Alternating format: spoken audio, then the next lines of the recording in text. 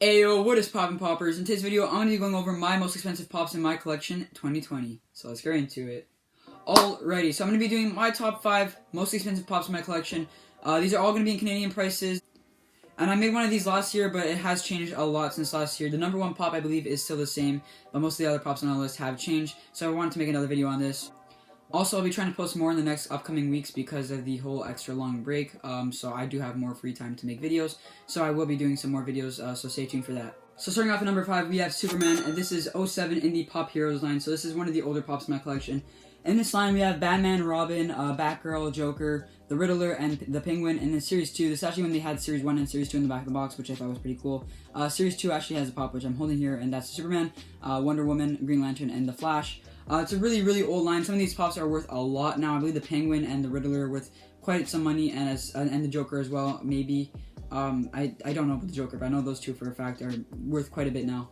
But yeah, this one is currently going for $77 Canadian. I picked this one up from Walmart a couple years back. I mainly got it because it was an older pop and I saw it, and I didn't have any older pops in my collection. I was trying to expand my DC collection, and this is one of my first DC pops as well. I mainly just want to expand my DC collection, so I saw this and I'm like, I want some older pops. I wanted to do a video on it way back when. I never actually did a video on it because I never got a new Superman pop. I was going to do a 2011 or 2012 when this pop was released, compared to a pop then and now video pretty much.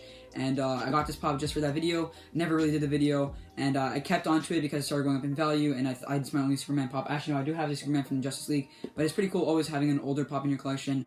But yeah, I believe there's also a re-release version of this, and according to the app, with the photo that they show in the app, which is right there, it does look like this is the one that I have, which is a $77 one. There's also a re-release one, which is worth a little bit less, I believe. But this is the one that looks like I have on the app. Everything matches on the box. But yeah, it's a very complex, like, basic figure. This is when Funko just started making figures. So this is one of Funko's first figures, actually. It's 07 in the Heroes line, so it's one of the first figures that Funko has made. So it's kind of basic, not too much going on, but it's still really cool to have.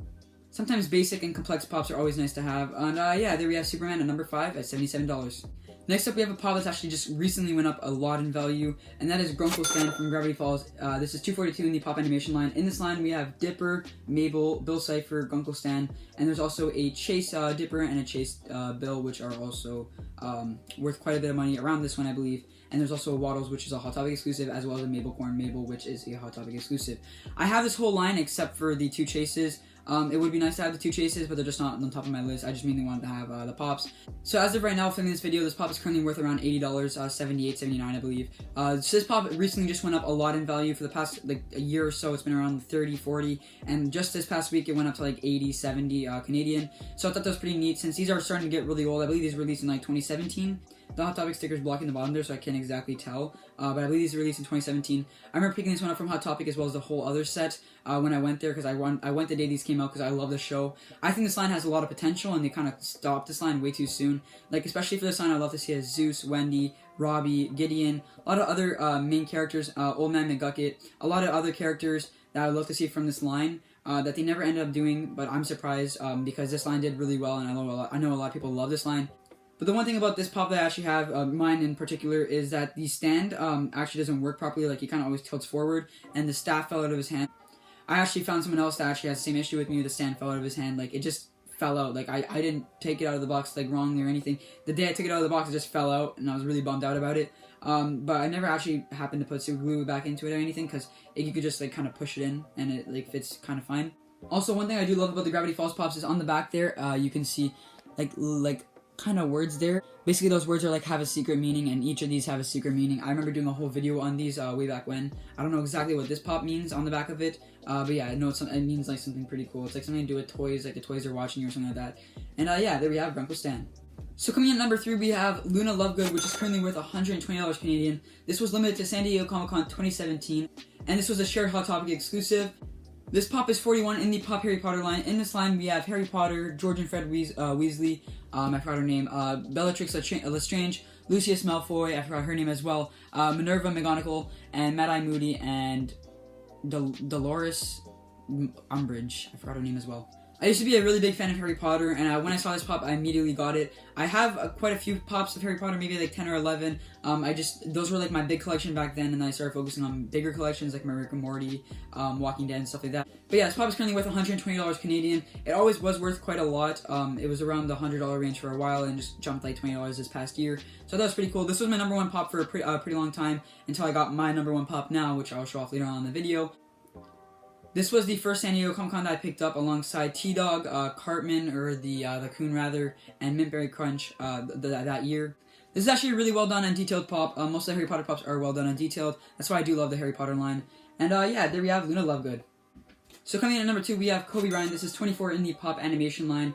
This one is actually the Toy-Con exclusive. So the normal one, which is the number 11 one, which was the vaulted one, the common version, had number 24 in his jersey, and it was number 11 on the box. This one was exclusive to Toy-Con. You can tell by that sticker on the bottom there, which is a Filipino convention, I believe, in the Philippines. So yeah, this pop is mainly worth a lot of money due to the passing of Coby Ryan, since he did pass away alongside 8 other people in the helicopter crash back in February, I believe.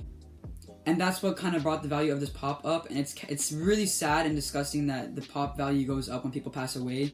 It's really disgusting in general when any character or like figure, card, or like pop in general just starts selling more because the person passed away. I guess it's high in demand, so more people are willing to pay more money for it. The day that he passed away, I remember seeing so many posts on Instagram of people selling him, which was disgusting.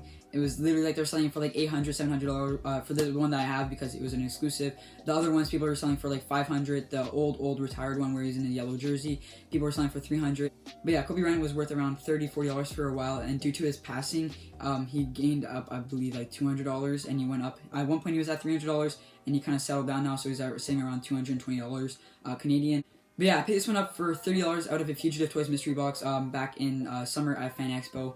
I was with Tristan, and we were doing a thing where I bought him a mystery box and he bought me one.